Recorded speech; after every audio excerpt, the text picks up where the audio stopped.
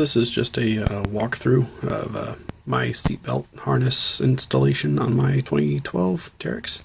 The scariest part of these installations is the cutting the holes in the seats.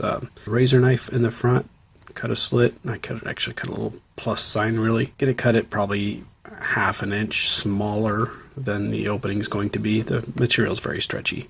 On the back, you're gonna just I just used a Dremel with a cutoff wheel. Worked pretty well.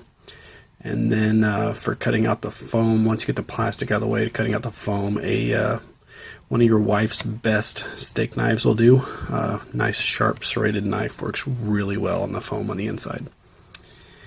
As far as mounting the seat belts, for the lap belts, they just went down to the factory brackets down there. There was bolts already there for the seat belts. So just utilize those. The backs of the seat belts are wrapped around the harness bars.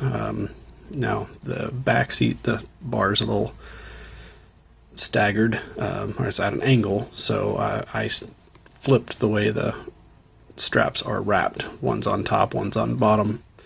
Wrapped the opposite direction, that way it just keeps everything straighter. For the front, pretty straightforward, just wrapped around the bar. Anyways, hope this helps in your installation.